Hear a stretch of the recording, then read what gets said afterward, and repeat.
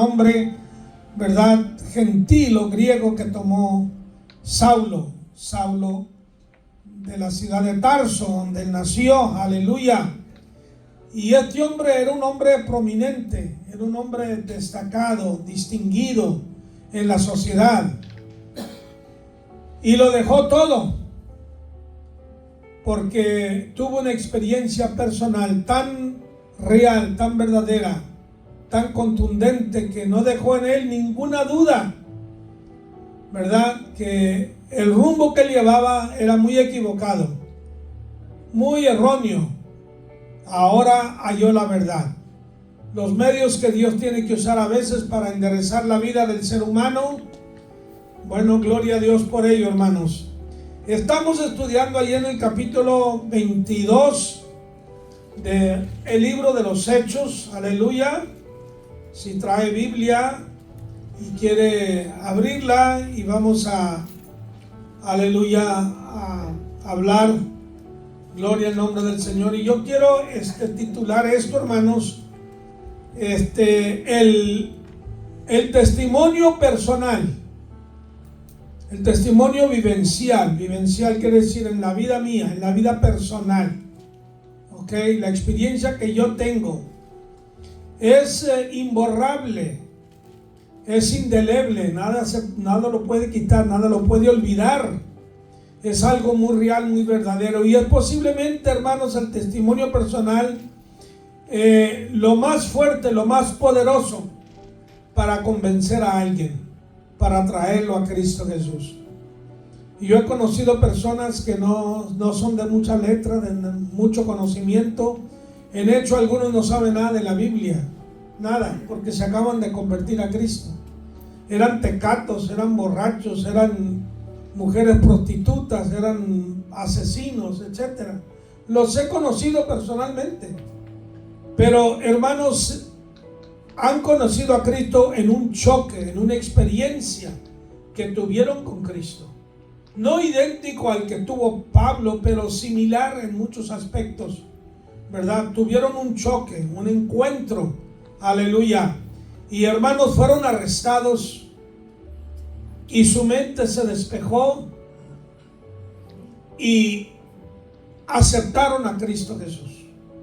Aceptaron a Cristo. Y cuando ellos testifican, hermanos, son más poderosos a veces que lo que yo soy en la predicación de la palabra, o que otros predicadores, buenos predicadores son en la palabra.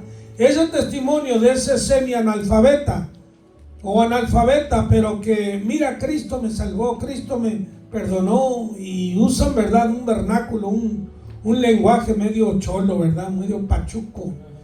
Ese vato, mira, Jesus me salvó, y ese Jesus es bueno, y mira, me cambió, yo era tecato, yo era esto, y mira, Cristo me cambió. ¿Cómo?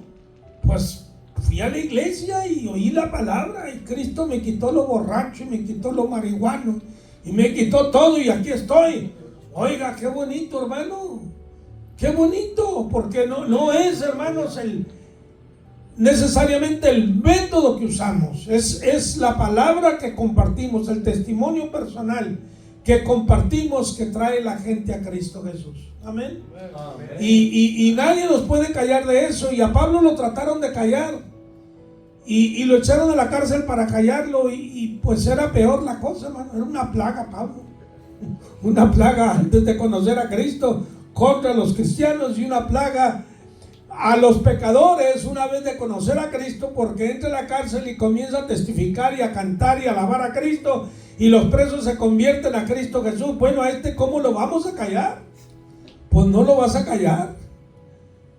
Hablando de Cristo, la palabra, ¿qué dice el Señor? Dice, mi palabra no volverá a mí vacía. Escuché el testimonio de un hermano, yo creo que ya se los conté, y anoche hablaba con un hijo mío.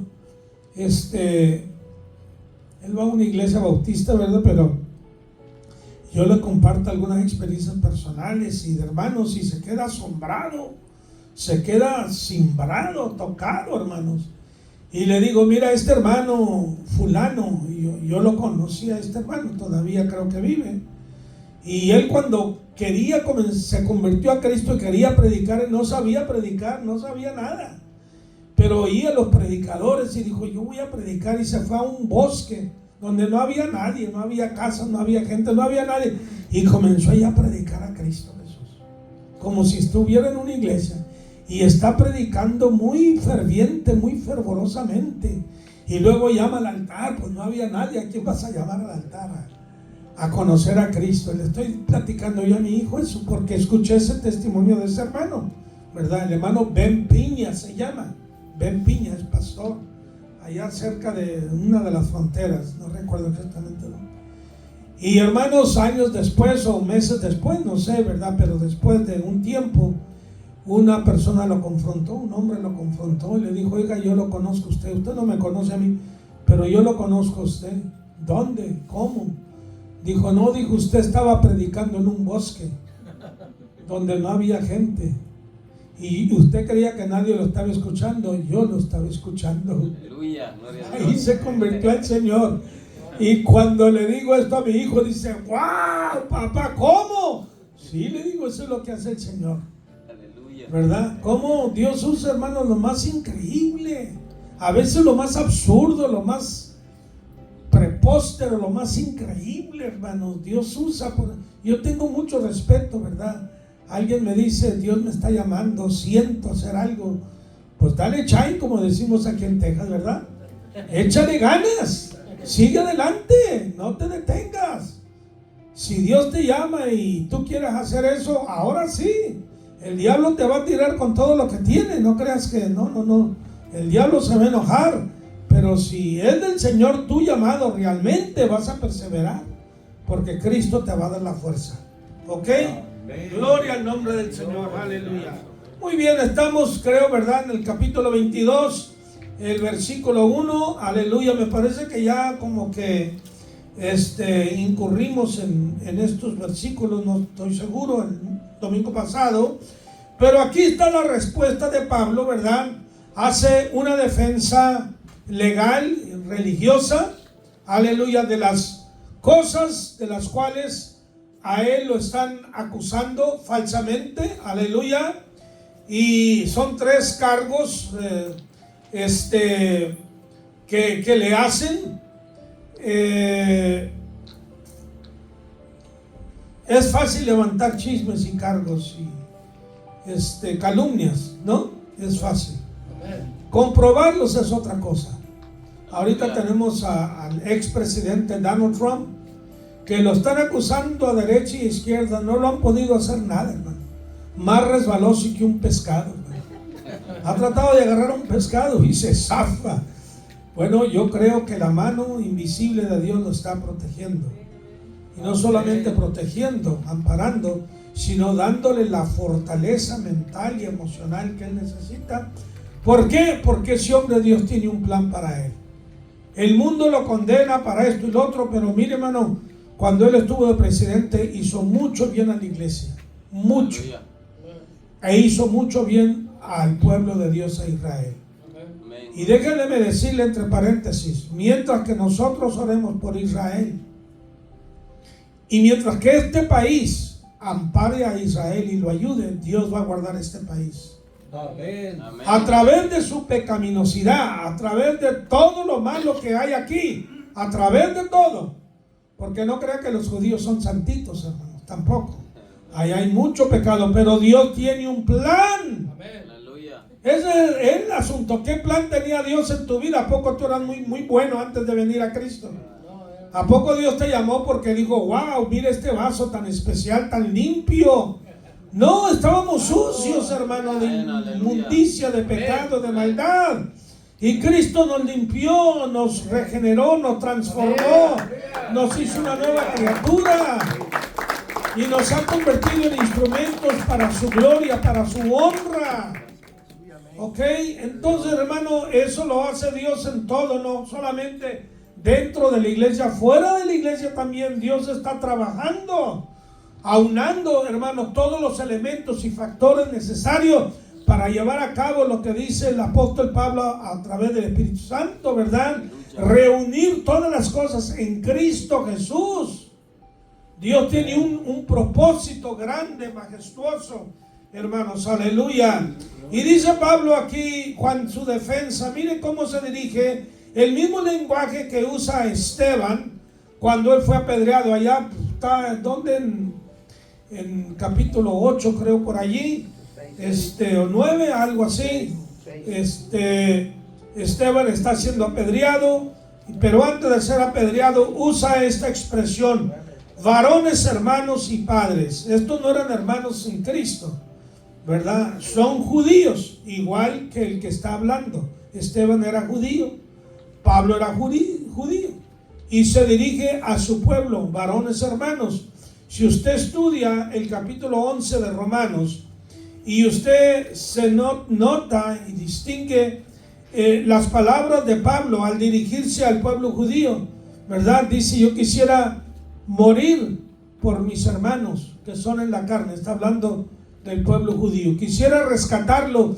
Y Pablo dice: estoy dispuesto a sacrificar mi vida, a que Dios borre mi nombre del libro de la vida por tal de que ellos sean salvos. ¡Wow! ¡Qué pasión, qué amor tan grande, hermanos! Aleluya, amén. Así lo hizo Moisés cuando Dios le dijo a Moisés: hazte a un lado, quítate. Ahí estaba Moisés como intercesor, como abogado entre el pueblo y Dios. Y le dice el Señor a Moisés: hazte a un lado, déjame.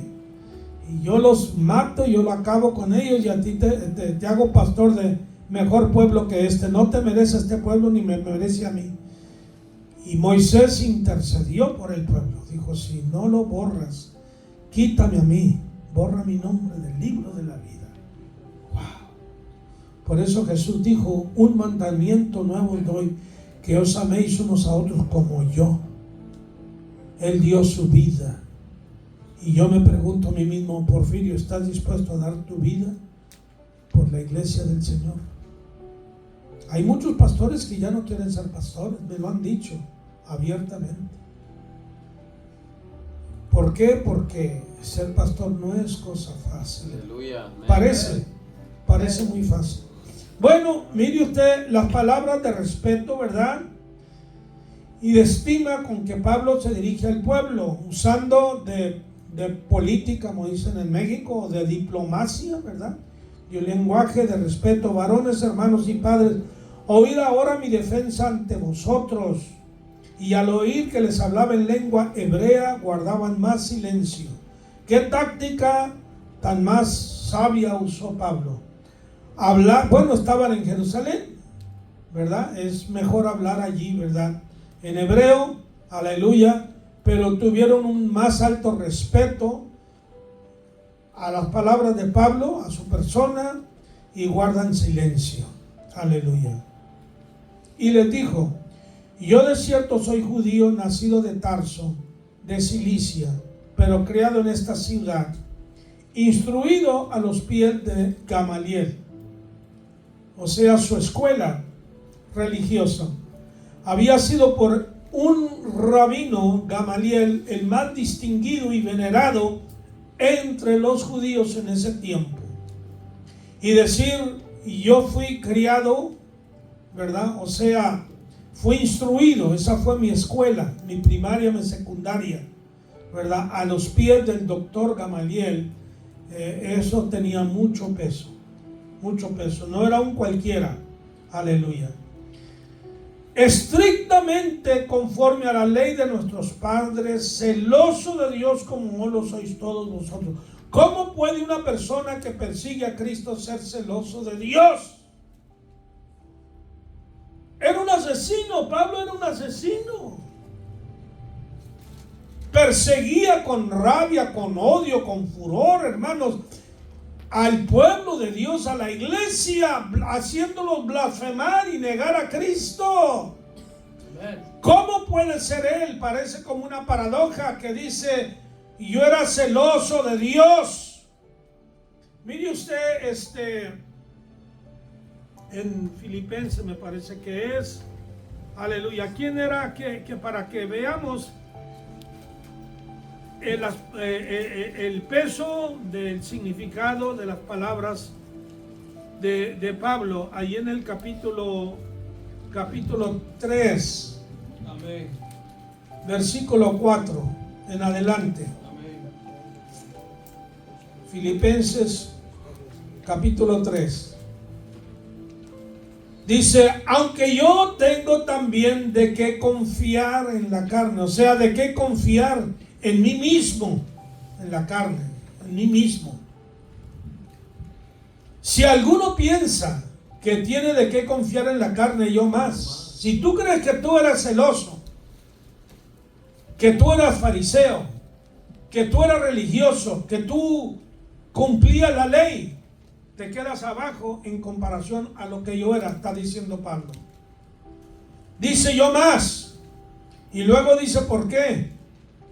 Circuncidado el 8º día, de acuerdo a la ley, cumpliendo la ley desde niño, desde infante, estaba ya cumpliendo la ley. Del linaje de Israel. ¿Qué más? ¿Qué mejor? ¿Verdad? Amén. No era un helenista. No era uno que se había convertido, hermanos, al judaísmo. No. Él era de nacimiento por sus padres. Del linaje de Israel. De la tribu de Benjamín. Hebreo de hebreos. Hebreo de hebreos. Religiosos de lo más estricto. Como decir ahora católico de hueso colorado, de hueso rojo, ¿verdad? De lo más apegado, hermanos, fanático, legalista, etcétera. En cuanto a la ley, dice, en cuanto a la ley era fariseo, en una secta, ¿verdad?, religiosa entre los judíos, muy estricta, muy apegada, hermanos, a cada palabra, no solamente a la ley de Moisés, sino a lo que los rabinos posteriormente habían añadido. ¿Ok? Y luego dice, en cuanto a la ley, fariseo, en cuanto a celo, perseguidor de la iglesia. ¿Qué más celoso? No quería otra religión, no aceptaba ningún otro camino, ninguna otra dirección religiosa. Es la única, es la que salva. Eso es lo que quería Pablo, no era lo que salvaba, pero ese es el lenguaje que se usa hoy. En la iglesia católica, si no eres católico, no tienes salvación. Y yo soy católico, seré borracho, marihuano, seré adúltero, fornicario, sería asesino, pero soy católico. Hable a los mafiosos, hable a los cárteles, y ellos son católicos. ¿Y tú crees que eso te va a salvar? Al musulmán que cree en Mahoma, ¿tú crees que eso te va a salvar? Muchos de ellos se han convertido ahora, recientemente, a Cristo. Cristo se les está revelado en una visión, en un sueño, o han oído el testimonio de otros.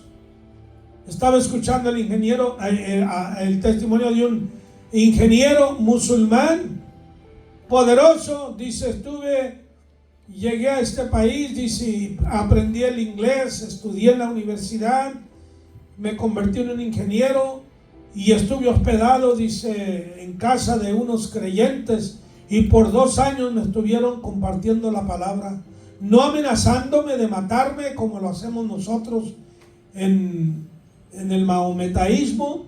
Dice, hablándome con paciencia, hablándome con amor, viendo yo, dice, observándolos día a día, cómo se comportaban, cómo eran, su reacción, etcétera.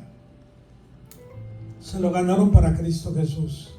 Gloria. Tu testimonio, tu comportamiento, hermanos, vale muchísimo. Aleluya, amén, gloria a Dios. Vale muchísimo. Yo he conocido gente que dice, no, para ser como él, olvídate.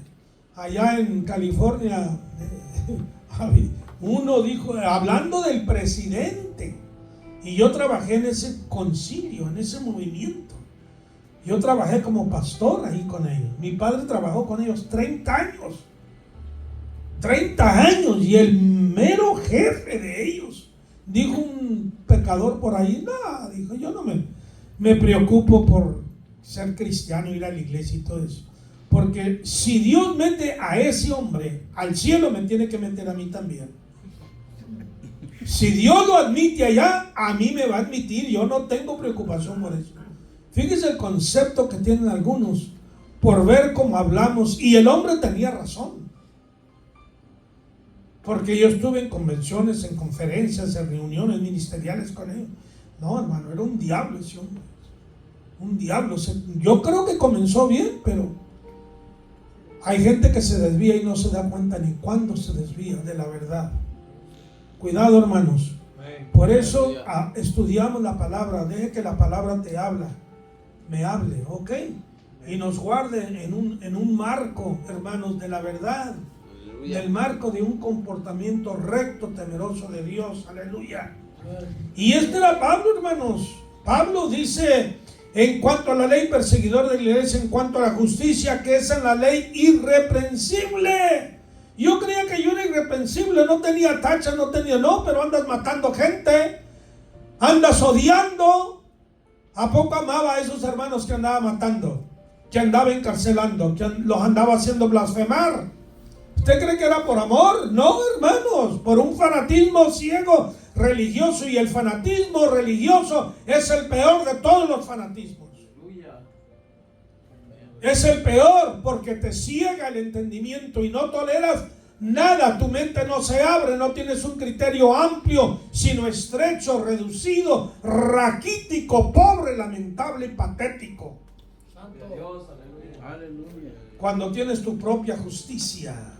Hay preguntas, hermanos, comentarios, por favor, ayúdenme. Ya me pasé de los 5 minutos.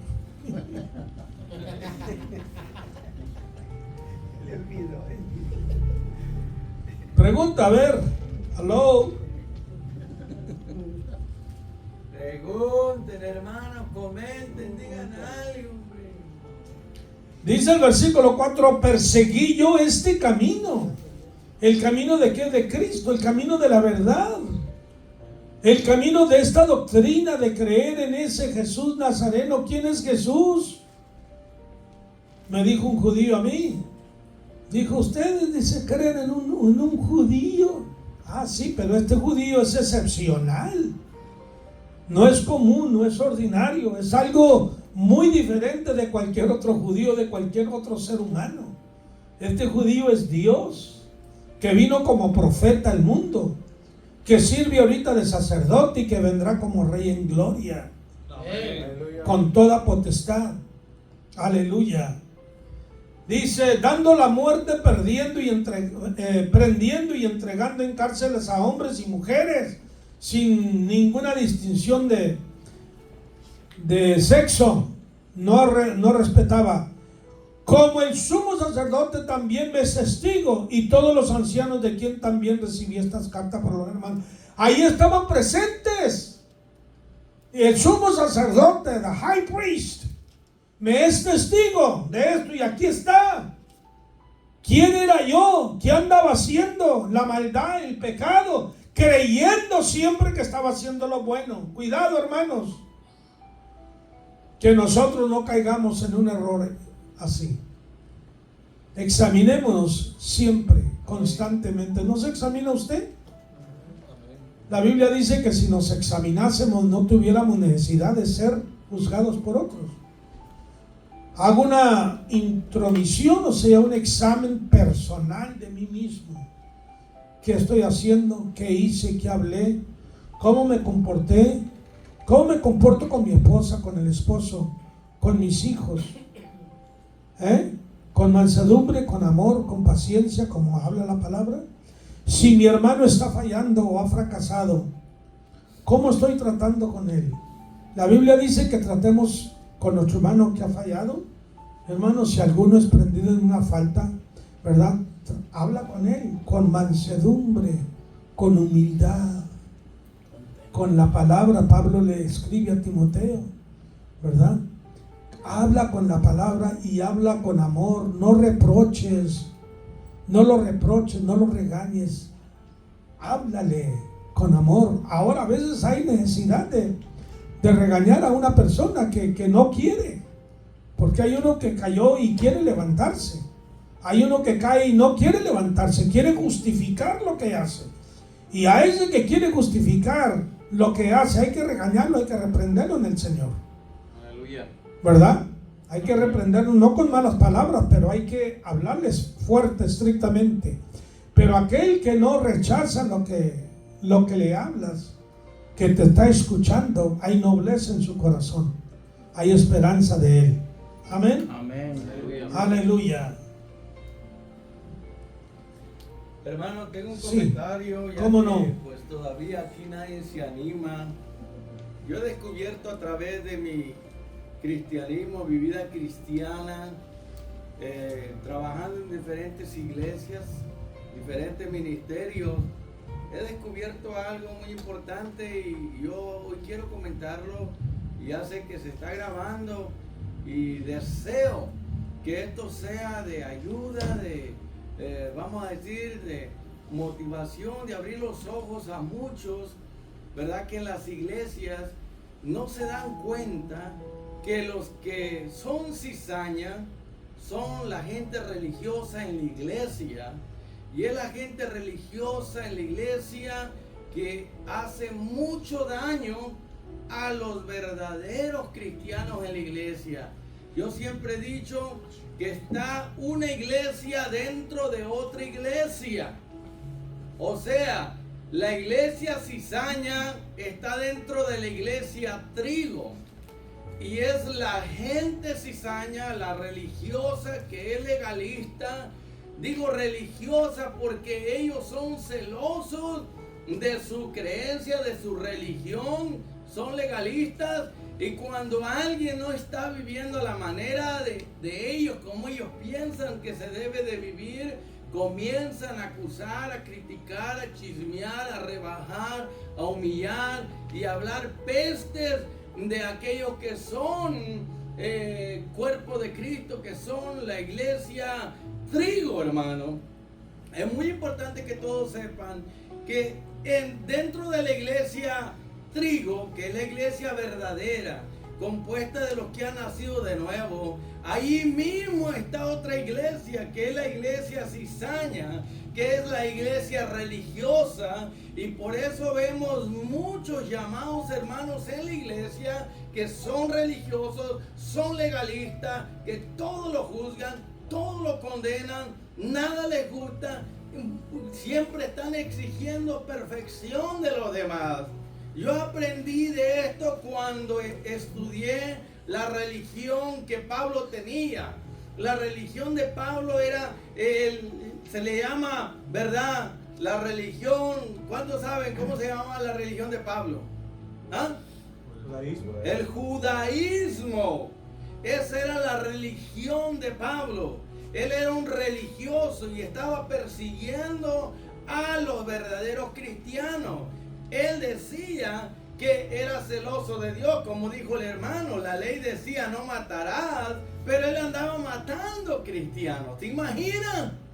Entonces la gente religiosa, la maquinaria religiosa, la que tenía la religión del judaísmo, ellos fueron los que acusaron y condenaron a Jesús y lo llevaron a Pilato para que lo sentenciara a muerte. Fue la gente religiosa, la serpiente víbora, generación de víbora. Era la gente religiosa, los escribas y fariseos, y Pablo era uno de ellos. Era un fariseo, hermano, era un fanático. Entonces es la gente religiosa que está en las iglesias la que hace mucho daño, que viene a juzgarlo todo, a criticarlo, condenarlo, calumniarlo, y son un estorbo.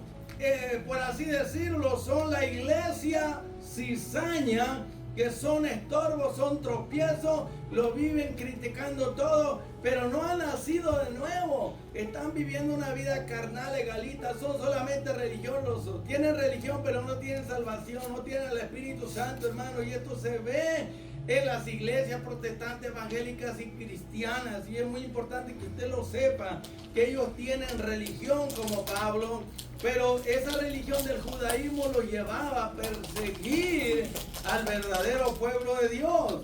Y hoy pasa lo mismo.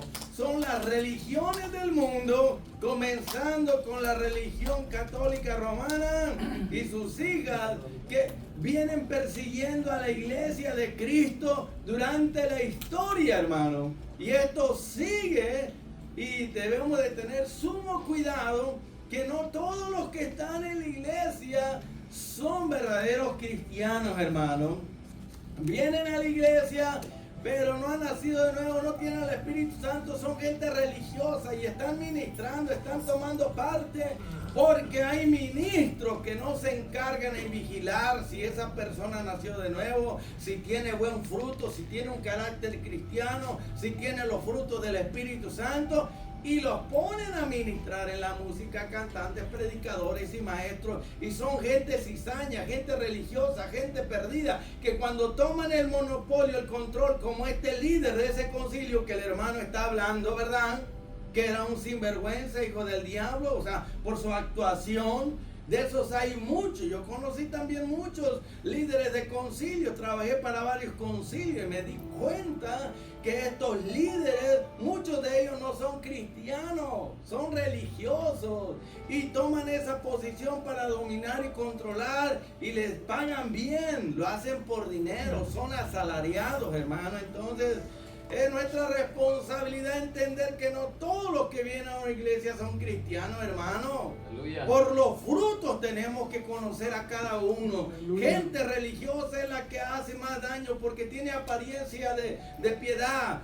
Aparentan ser religiosos, parece que son cristianos, pero no lo son porque con los hechos lo niegan. Aquí tenemos a un religioso llamado Pablo, que dice que es celoso de Dios, que conoce la ley, conoce la escritura, mas sin embargo está matando a la gente. ¿Qué fruto es ese? Es un fruto malo, demuestra que él es un árbol malo, produce fruto malo.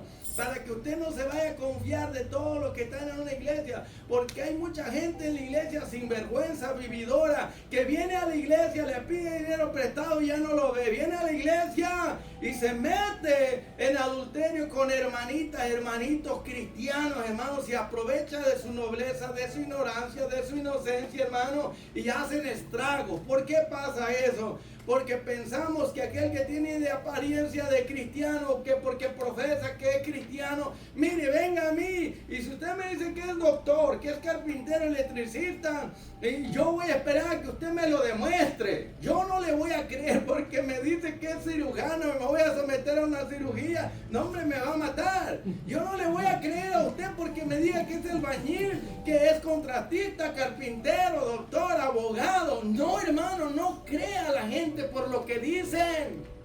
La gente se dice que es electricista, que lo demuestre, porque si no lo van a electrocutar, hermano. Eso es peligroso. En lo espiritual pasa lo mismo.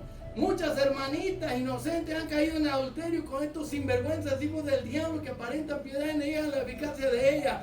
Muchos ministros han caído, muchas hermanas han caído porque piensan que todo lo que les han dicho, ellas confían, o ellos confían en ciertas personas. Cristo ya dijo, por los frutos hay que conocerlo, hermano. Usted no crea toda palabra. Primero mire la conducta, la vida de la gente que va a la iglesia. Aleluya. Muchos dicen, yo no voy a esa iglesia porque hay muchos sinvergüenzas, hipócritas, hijos del diablo. Y tienen toda la razón, hermanos.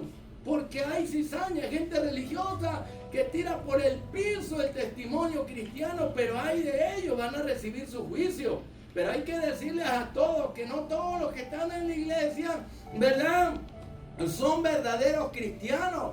Como no todos los que están en Estados Unidos son norteamericanos. No todos los que están en México son mexicanos. No todos los que están en la iglesia son pueblo de Dios. Son nacidos de nuevo. No son trigo. Hay cizaña, hay sinvergüenzas, hay hijos del diablo. Hermano, hay de todo tipo. Por eso hay que juzgar a cada uno por su comportamiento, por su conducta, por su, vamos a decir, por su carácter, por su fruto.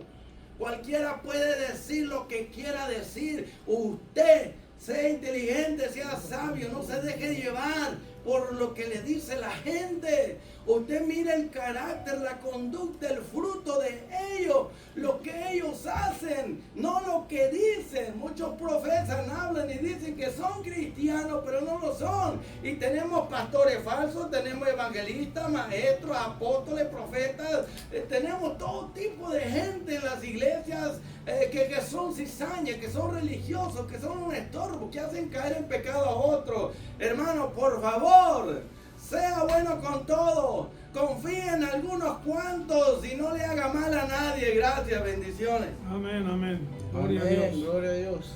¿Hay pregunta, hermano? ¿Comentario? Aleluya. Bueno, ya hemos oído esto, ¿verdad? Un consejo muy bueno, hermano, bíblico, ¿verdad? Amén, amén. Y la religión nos salva. Resumidas cuentas, la religión nos salva. Hay cosas que el hombre inventa que no son bíblicas. Si son bíblicas yo las creo, si no son bíblicas no las creo.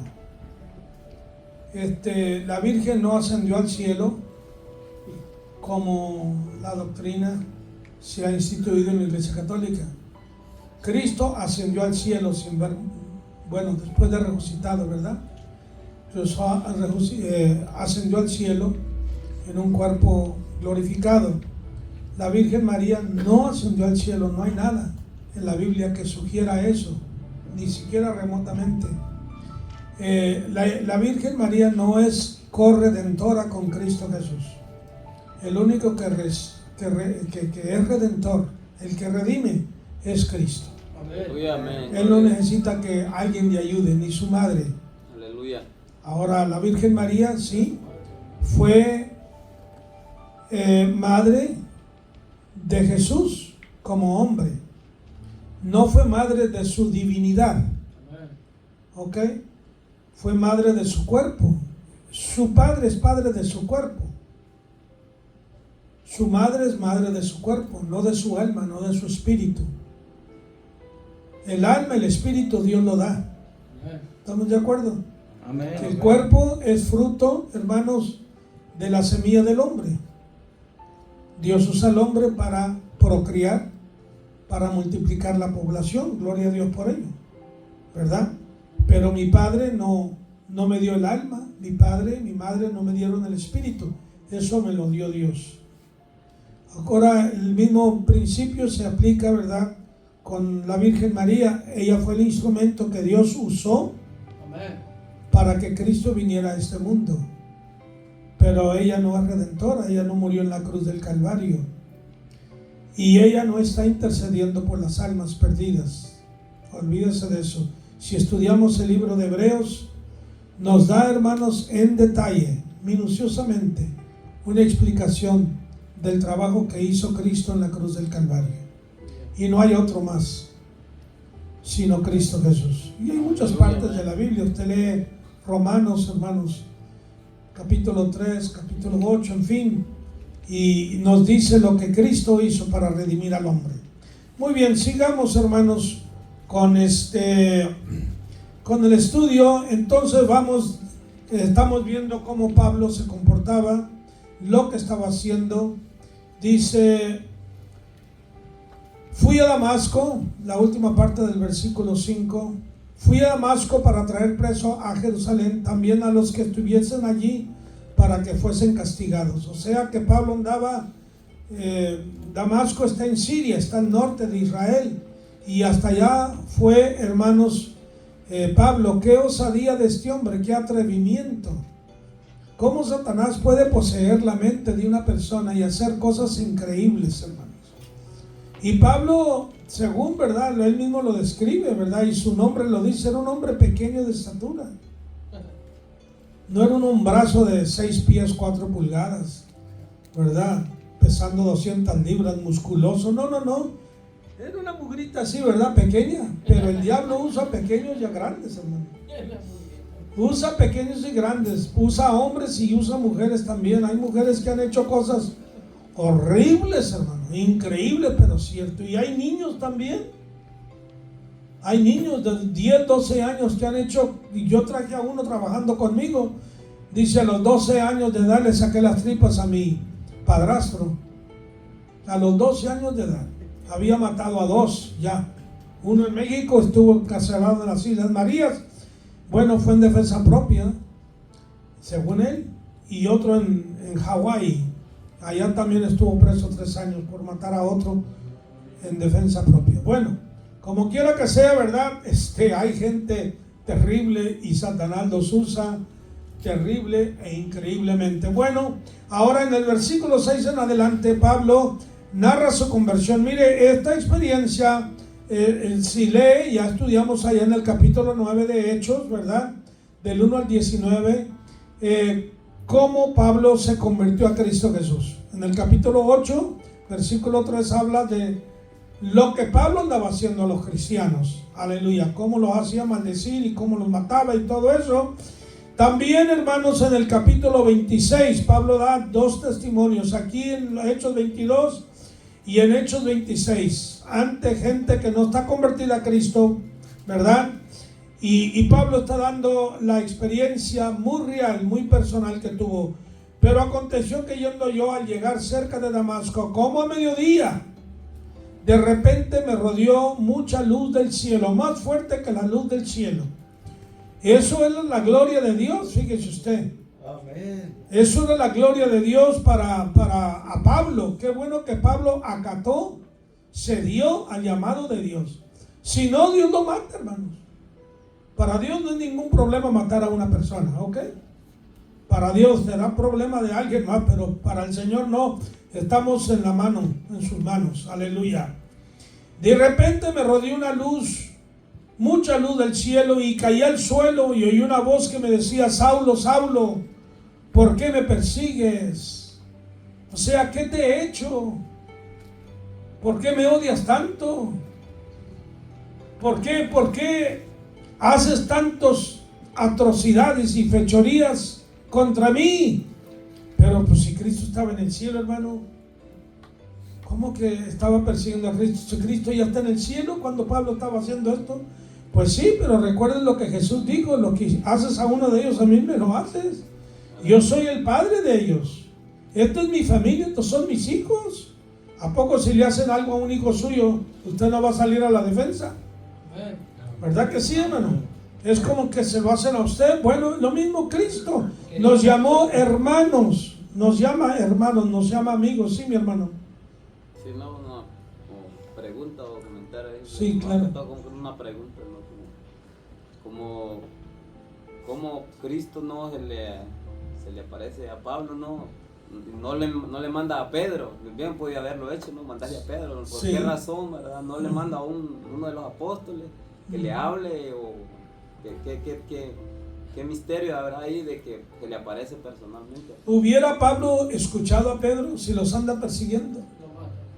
¿Le hubiera matado quizá a algún otro apóstol? Claro, Dios les pudiera haber dado la autoridad para resistir a Pablo, pero hay otra cosa, hermanos. Mire, esta luz del cielo es la misma gloria de Dios. Es el poder de Dios y es Cristo mismo envuelto en aquella gloria. Y Pablo necesitaba una experiencia inolvidable que marcara bien su vida, porque lo que Pablo iba a hacer, a predicar el evangelio, y lo que Pablo iba a sufrir cuando el Señor mandó a Ananías, ¿verdad?, a que fuera a orar por Pablo, al momento Ananías no quería, resiste. Señor, he oído mucho mal de este hombre que persigue a tu pueblo y que los mata, los encarcela. ¿Quién no va a tener miedo a eso? ¿Y qué le dijo el Señor? Ve, porque instrumento me es este. Este me es un instrumento y yo le voy a enseñar cuánto tiene que sufrir por mi causa. Entonces Pablo necesita una experiencia muy marcada, muy fuerte, muy poderosa, que le dé una convicción perenal durante toda su vida, que no se le olvide. Y estas experiencias Pablo las tuvo después en la cárcel. Dios le reveló, ¿verdad?, mucho de su plan, de su programa para la iglesia, y él escribe a las iglesias en la cárcel, ¿verdad? Veamos la experiencia que tuvo Ezequiel, la experiencia de Isaías, la experiencia de Daniel, la experiencia de Jeremías. Antes de comenzar su ministerio fue la gloria misma de Dios que bajó a sus vidas, hermano, porque ellos iban a confrontar unas situaciones monumentalmente difícil. Y ellos tenían que estar, hermanos, llenos del poder y de la gloria y de la gracia del Señor.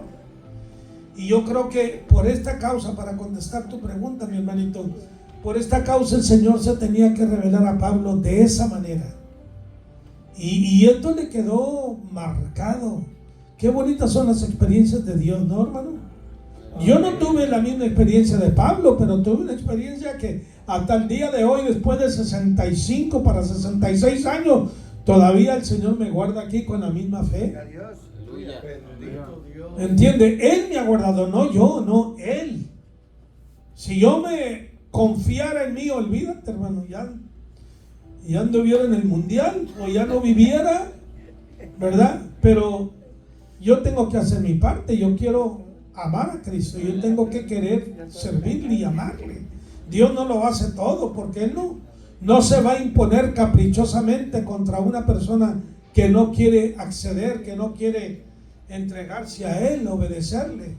Tú tienes que poner tu parte y Él hace ¿qué? Lo imposible. Amén. Aleluya. Entonces Jesús le dice: ¿por qué me persigues? Entonces respondí, dice Pablo: ¿quién eres, Señor? ¿Quién eres? ¿Quién me está hablando? Oigo esa voz, pero no veo a nadie. Veo la luz, pero la luz me ha cegado ahora. ¿Quién eres? Y me dijo: yo soy Jesús de Nazaret, a quien tú persigues. Fíjese cómo el Señor se identifica. Yo soy Jesús de Nazaret, de ese que has oído tú, de ese Jesús que anduvo haciendo milagros y sanando leprosos y levantando muertos, de ese Jesús que supuestamente vine a establecer otra religión. Y yo soy ese Jesús. Aunque Jesús no estableció una religión, estableció un camino por el cual el hombre puede llegar a Dios. Ok, pero fíjense como el Señor, me acuerdo, me viene a la mente las palabras que el Señor le dijo a la mujer samaritana cuando Jesús le dijo: dame de beber. Me dijo: Señor, pero ¿cómo es que tú me hablas a mí? Si tú eres un judío, yo soy samaritano. Ustedes no nos quieren a nosotros, no se acercan a nosotros, no entablan una conversación con nosotros.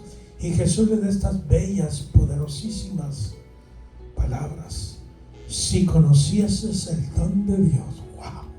Aleluya, amén. Si conocieses quién te está hablando, quién está delante de ti. Aleluya. Que los profetas de antigüedad no lo vieron, quisieron ver a este Mesías. Lo profetizaron, lo hablaron, lo vieron en visión, pero nunca personalmente le llegaron a conocer, a tocarlo, a hablar con él, a comer con él. Y tú, mujer samaritana, que para nosotros eres una mujer, una persona inmunda, y yo vengo a ti, si conocieses el don grande de Dios. Aleluya. Amén. Aleluya. Tú pedirías de él agua. Y aquí Jesús se presenta: yo soy Jesús de Nazaret, a quien tú persigues, a quien tú odias, a quien tú quieres callar, a quien tú estás encarcelando. Yo soy ese Jesús. Aleluya, gloria a Dios. Qué tremendo, ¿no? Amén, amén. Y la respuesta de Pablo: ¿qué haré, Señor? Qué bonito que nosotros le digamos al Señor: Señor, estoy pasando pruebas, pero no por qué, sino para qué. Oramos a Dios y le pedimos: Señor, dame. Somos muy pediches nosotros los creyentes, hermano. Pedimos a Dios sanidad y no es malo pedir. Pedimos al Señor: Señor, dame de comer, no es malo pedir. Señor, dame trabajo, no tengo. Señor, ayúdame a arreglar mis papeles. No, nada de eso es malo pedir. Pero ¿por qué no le pedimos algo más? ¿Qué hago, Señor? ¿Qué puedo hacer por ti? ¿Qué encargo? ¿Qué tarea tienes para mí? ¿Para qué me has llamado? ¿Con qué propósito? Aleluya, gloria a Dios. Mucha gente viene aquí a este país, pregúntele al Señor, Señor, ¿para qué me trajiste? Tú viniste para trabajar, para ganar dinero, sí, ese eres tú. Pero ahora, ¿qué quiere Cristo de ti? Amén, hermano. ¿Para qué estoy aquí, Señor? ¿Cuál es el propósito de mi vida aquí? Aleluya. Y el Señor te contesta, y el Señor me dijo, levántate y ve a Damasco, y allí se te dirá lo que está ordenado que hagas. Allí Jesús le pudiera haber dicho todo lo que debía hacer, no, pero Dios siempre usa el instrumento humano, vehículo humano. Amén, hermanos. Amén. Él siempre lo usa, y él tenía un hombre que le hablara y que le dijera, ¿verdad?, lo que debía hacer. Gloria al nombre del Señor. Y ya conocemos eso. Ya les cité Hechos capítulo 9, lo que sucedió allá. Aleluya. Y como yo no veía a causa de la gloria de la luz, ese resplandor del cielo fue la gloria del Señor mismo. ¿Qué es la gloria del Señor? Es su presencia misma. No lo podemos explicar en términos humanos todo esta gloria, porque lo conocemos limitadamente solamente, hermano. ¿Ok? Dice, y yo como no veía a causa de la gloria de la luz, llevado de la mano por los que estaban conmigo, llegué a Damasco. Ya Pablo no sabía ni a dónde iba, y ahora ya no es él que hace las decisiones, él no es el que opta qué va a hacer. Ahora, como un ciego que es llevado por otro que tiene vista, Pablo era un ciego espiritual y ahora se convirtió en un ciego físico también, temporalmente. Ahora Dios usa a Ananías, que tiene la luz del cielo, el conocimiento de Cristo Jesús, para compartírselo a Pablo. ¿Tienes tú el conocimiento de Cristo? ¿Conoces tú a Jesús de Nazaret? Puedes conocerle. Si tú crees que estás bien, posiblemente vas mal. Aleluya. Tú crees, ¿verdad?, que vas a la vida eterna. Dios no lo quiera que vayas a un precipicio, que estés en tinieblas, en ignorancia espiritual, y que todo lo que tienes es un nombre, es una religión. Hay muchas religiones en el mundo, muchas. ¿Cuál de ellas es la verdad? Tú crees que estás en la verdad, el otro también cree, y el otro, y el otro, y el otro. Todos creen que están en la verdad. Y Pablo creía que él estaba en la verdad. Amén, aleluya. Y estaba errado, y era un hombre, hermanos, no era un hombre que andaba quebrantando la ley. No, él creía que él estaba cumpliendo con toda la ley de Moisés. Era celoso de su religión. Pero con toda religión estaba mal. Aleluya. Amén. ¿Cuál es la respuesta? Cristo Jesús. Amén. Cristo. Conocer a Cristo Jesús Sí, Señor. en una experiencia espiritual muy íntima, muy personal. Aleluya. Cuando tú le digas, Señor, ¿qué quieres que yo haga? Pídele perdón a Cristo. Arrepiéntete de tu maldad, de tu pecado, de esa vida. Arrepiéntete. No te lleva a ningún bien. Jesús dijo, ¿verdad?, que el camino es ancho por donde va el mundo. Es ancho. Ahí haces lo que tú quieres, lo que te venga en gana lo haces. Pero el camino de Cristo es angosto, pero conduce a la vida eterna. Aleluya. Amén. Sí, mi hermano. Quiero comentar un poquito, hermano, sobre el testimonio de Pablo, que una persona que es en extremo religiosa necesita una revelación de Dios, porque sabemos que hay muchos líderes religiosos que han estudiado a veces 12 años o más, y son grandes catedráticos, son grandes doctores en filosofía y letras, grandes escritores, son prolíficos escritores y son gente muy intelectual, muy preparada académicamente y religiosamente, pero ellos están convencidos y conmovidos, pero no están convertidos, porque ellos necesitan una revelación directa como la necesitaba el apóstol Pablo, que era un gran rabino y fariseo, hermano, un líder en extremo religioso, un gigante religioso, podríamos decir. Y vemos claramente, hermano, que este tipo de personas necesitan una revelación directa de parte de Jesucristo. Ahora, dice que cuando él iba en su misión, autorizado por cartas del Sanedrín, iba a perseguir a los cristianos camino a Damasco, dice que Jesucristo, glorificado en toda su gloria, se le apareció. Juan, el apóstol Juan, en el Apocalipsis capítulo 1 dice lo mismo, que cuando tuvo una revelación del Cristo glorificado con toda su gloria, dice que cayó como muerto. Pero el Señor dijo: no temas, yo soy el mismo que estuve contigo cuando estaba en carne humana. Ahora estoy glorificado con toda mi gloria. Lo tomó en la mano y dijo: no temas, yo soy el que vivo y estuve muerto y aquí que vivo por los siglos de los siglos. La misma revelación que tuvo el apóstol Juan del Cristo glorificado, ahora vemos a Pablo que tiene la misma revelación. Ahora dice: dura cosa te es dar golpes contra el aguijón. El aguijón es un trozo de metal con una punta muy aguda en el extremo que se usa para picar a los bueyes para el trabajo, y eso causa, ¿verdad?, grandes heridas en los bueyes que no quieren jalar el arado, hermano. Es tremendo. Y aquí el Señor Jesús está usando: dura cosa es darte golpes contra la roca eterna que soy yo, es darte golpes contra el aguijón, hermano. Dice, entonces el Señor le dice: ¿por qué me estás persiguiendo a mí? Esa es la pregunta que hizo el hermano. Yo quiero ampliar un poquito, ¿verdad?, la respuesta. Cuando Jesús dice: ¿por qué me estás persiguiendo a mí y no a mi iglesia? Recordemos, hermano, Cristo es la cabeza de la iglesia. Ustedes los cristianos, nosotros somos el cuerpo de Cristo. El que persigue al cuerpo de Cristo, que es su iglesia, eso es perseguir a Cristo. Por eso dice: ¿por qué me persigues a mí? Estás persiguiendo a mi iglesia, que es mi cuerpo. Ellos son miembros de mi cuerpo. Yo soy la cabeza. Ellos son mi cuerpo. Por eso dice: me estás persiguiendo a mí. Al perseguir a la iglesia, al cuerpo de Cristo, que somos los cristianos, es lo mismo de perseguir a Cristo. Ahora no le dice directamente lo que tiene que hacer. Dice: ¿qué quieres que yo haga? Miramos que cuando alguien tiene una revelación, un encuentro con Jesucristo, la primera señal de una persona que se convierte a Cristo es que le pregunta: ¿qué quieres que yo haga? Pero aquel que dice que se convirtió y no se dispone a hacer la voluntad de Cristo, quiere decir que está convencido y conmovido, pero no está convertido, hermano.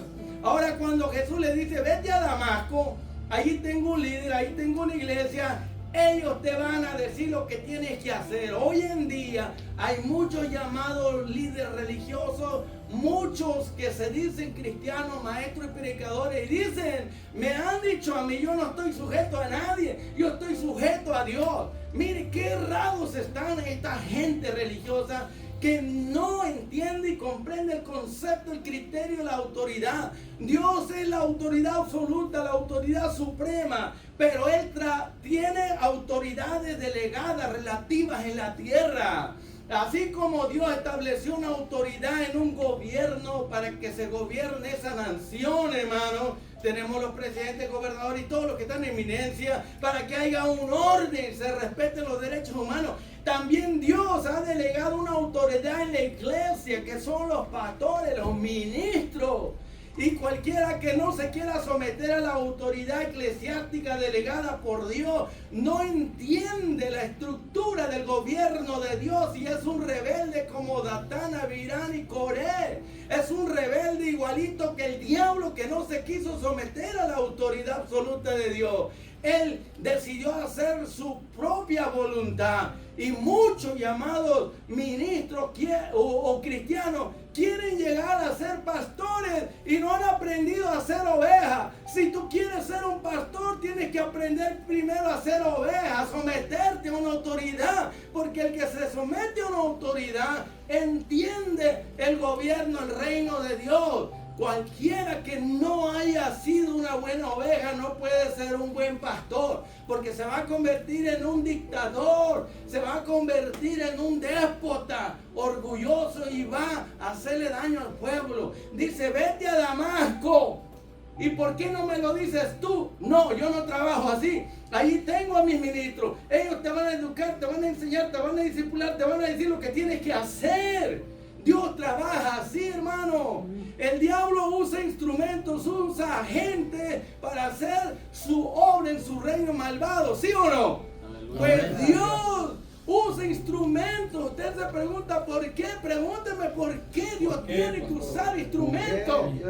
Porque Él es espíritu, Él no se ve. Él quiere usarte a ti como instrumento. La gente, si oye voces que no ven, va a pensar que están locos. Él va a usar ministros, seres humanos que tienen su testimonio, que han nacido de nuevo, que son parte de su familia. Los va a usar para dar el mensaje a los que necesitan conocerlo, hermano. Entonces cualquier llamado cristiano que no se somete a una autoridad relativa de parte de Dios, como las autoridades políticas civiles, va a tener que pagar un precio caro. Cualquier llamado cristiano que no se somete a la autoridad que Dios ha puesto en una iglesia, lo va a pagar bien caro, hermano. Porque eso se llama rebelión. Y Dios no trabaja con gente rebelde. Muchos han venido aquí diciéndome, no, yo no me sujeto a nadie, yo estoy sujeto a Dios. Le digo, estás equivocado. Cuando te pare un policía en la calle,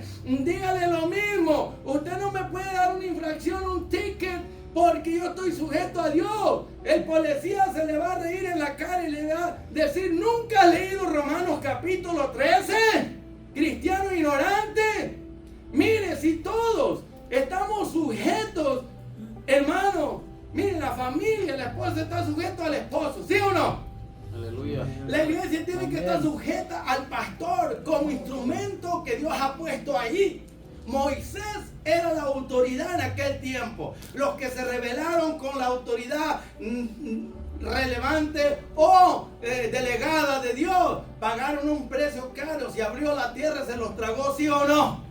Donde quiera que usted vaya, en la tienda, ahí hay una autoridad. En la escuela, en el colegio, universidad, ahí hay una autoridad. Donde quiera que usted vaya, hay una autoridad, y quien no la respete es un rebelde y va a pagar el precio. La iglesia no es la excepción. Dios es la autoridad absoluta. Ha puesto en la iglesia autoridades. ¿Para qué? Para que haya orden, para que haya armonía, para que todos juntos, mirando en la misma dirección, cumplamos el plan y propósito de Dios. Cristo se sometió a las autoridades religiosas y de Pilato, no fue en contra de ellos, pero Él dijo, yo estoy sujeto a la autoridad de mi Padre. Él se sometió a la autoridad de su Padre, a las autoridades civiles. Amén. Y por eso lo mataron. Si él se revela como líder, vamos a decir revolucionario, no lo matan. Sus seguidores hubieran peleado por él. Pero él se sometió a la autoridad religiosa, a la autoridad eclesiástica, a la autoridad civil, a la autoridad de Pilato, y por eso lo crucificaron. Pero él estaba bajo la autoridad del Padre. Él dijo, yo no hago lo que quiero, todo lo que el Padre me ordena yo lo hago. Él nos dio el mayor ejemplo. Pablo hace lo mismo. Más tarde él demuestra y que conoce lo que es la estructura de una autoridad, de un gobierno, de un reinado, y él defiende sus derechos. En este mismo capítulo dice que lo van a azotar, pero el hombre es muy sabio, inteligente, y le dice ahí al político, está permitido que se azote, se flagele a un ciudadano romano antes de investigarlo. El hombre tuvo miedo, dijo, oh, párenle allí, porque era pena de muerte, vamos a decir, afligir o torturar a un ciudadano romano. Él defendió sus derechos. El tribuno le dijo, yo obtení mi ciudadanía mediante mucho dinero. Dice Pablo, tú la compraste, pero yo soy de nacimiento. Gloria a Dios. Y se ahorró 40 azotes menos uno, porque conocía la autoridad y sabía los derechos. Y nosotros tenemos que aprender del apóstol Pablo muchas cosas: a no ser religiosos, a convertirnos de corazón a Cristo, a vivir sometidos a la autoridad de Cristo y de la iglesia. Pablo directamente se somete, dice sí, y es llevado allá. Y todo lo que dice Ananías, el líder de la iglesia allá en Damasco, lo hace. Se somete. Él conocía eso. Y en Romanos él está escribiendo que es necesario estar sujeto a las autoridades que Dios ha puesto aquí en la tierra, en los gobiernos y también en la iglesia. Eso es lo primero que el cristiano tiene que aprender. Estar sujeto a la autoridad de Dios, de Cristo y de sus líderes, para que llegue a ser un instrumento poderoso en la mano de Dios para la gloria de su nombre y bendición de muchos. Gracias, hermano. Amén. Amén. Gloria a Dios. Amén. Gloria a Dios. Muy buen consejo, hermanos. Muy buena disertación. ¿Hay alguna otra pregunta o comentario? Aleluya. Donde no hay orden, hermano, donde no hay ley no puede haber orden. Tiene que haber reglamentos, tiene que haber leyes, estatutos, preceptos, ¿verdad? De lo contrario, no hay orden. Si no hay orden, va a haber caos. Aleluya. Amén. Va a haber confusión, va a haber desorden. Va a haber, hermanos, criminalidad. Va a haber atropello, abusos. Eso lo estamos viendo aquí ahora porque no se quiere obedecer la ley. Acaban de soltar a un muchacho que mató a un policía, que porque el policía le dio orden de que a una orden y él no sabía inglés, no obedeció y mató al policía y lo dejan libre. Y así lo están haciendo en muchos lugares, no solo aquí en Estados Unidos, en los países donde está entrando el socialismo, que es primo hermano del comunismo. Nada más que el socialista te convence con argumentos. El comunismo te da un balazo y ya quitas, pero ahí te vas a sujetar. Ellos, digo, si no te sometes a su capricho. Pero en cuanto a la ley, hermanos, está sucediendo aquí en México también. Vino presidente nuevo y cree que los abrazos va a cambiar a los narcotraficantes, gente empedernida. No necesitan abrazos, necesitan la ley. Que la ley se ponga y se ponga fuerte. Aleluya. Amén. Llegó a Bukele a El Salvador, ahí se arregló el problema. Llegó Duterte allá a las Filipinas. Yo le he preguntado a varios filipinos, ¿verdad? En los hospitales hay muchas enfermeras filipinas. Cuando he llevado a mi esposa allí, a veces entra una enfermera y le pregunto de dónde es. De las Filipinas. ¿Cómo está Filipinas? Oh, dice, ahora está bien la cosa. ¿Por qué está bien? No, dice, porque todos los maleantes y todo eso ha acabado con él. El mal se multiplica porque la gente quiere, hermanos. Aleluya. Eso es todo. Eso es todo. ¿Usted no cree en la pena capital? Yo respeto su creencia. La Biblia sí cree en ella. Sí cree en ella. Aleluya. Y la Biblia dice que Dios no dará por inocente al pecador. Y cuando Cristo reina, dice que reinará con vara de hierro. Eso no lo digo yo, lo dice la Biblia. Amén. Amén. Sí, no, la ley se necesita. Tú eres un padre de familia, tú tienes que poner ciertos reglamentos. De lo contrario, los hijos van a atropellarte en la mayoría de los casos. ¿Por qué te atropellan? Porque son rebeldes. Primero, la naturaleza humana, hombre o mujer, es rebelde. Es rebelde la naturaleza humana. Nosotros por naturaleza somos rebeldes, insubordinados. No nos gusta someternos, no nos gusta que nadie nos diga nada. Aleluya.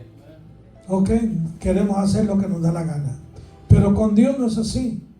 Él es el que pone orden para nuestro bien. No es para el bien de Dios, hermano. Dios está bien allá en el cielo. Él no tiene problemas allá.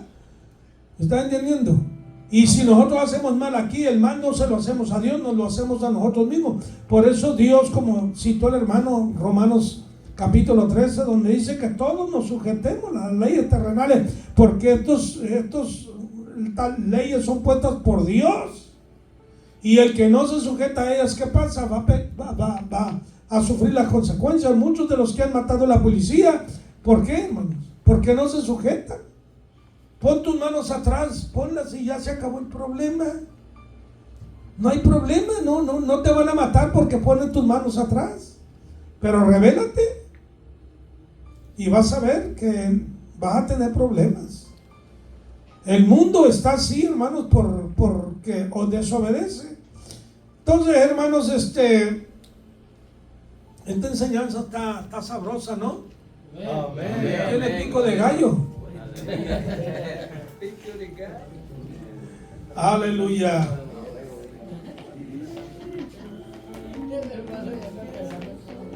Mire lo que dice Ananías.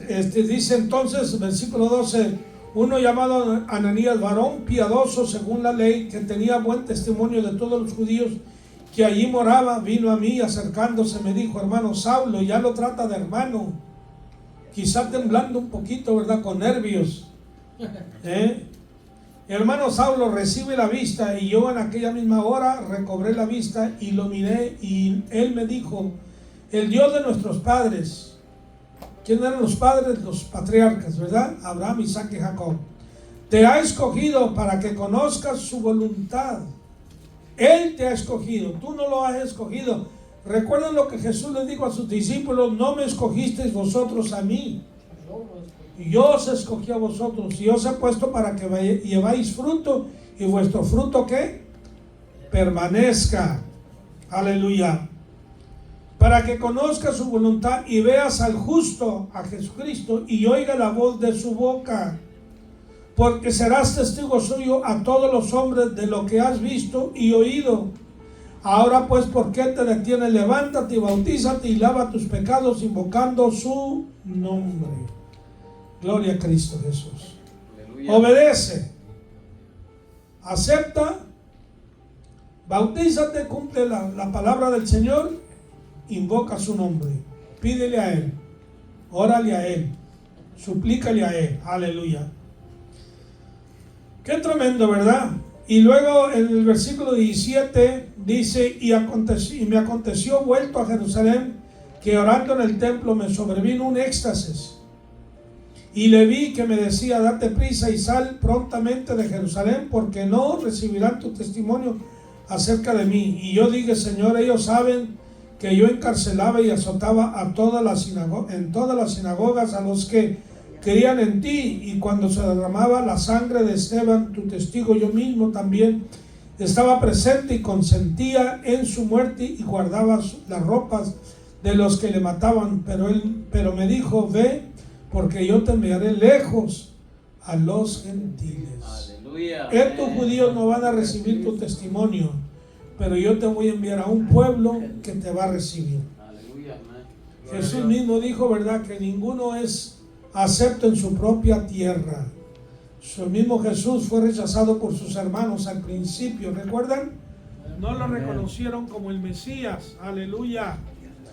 Después le reconocieron cuando Jesús resucitó de entre los muertos.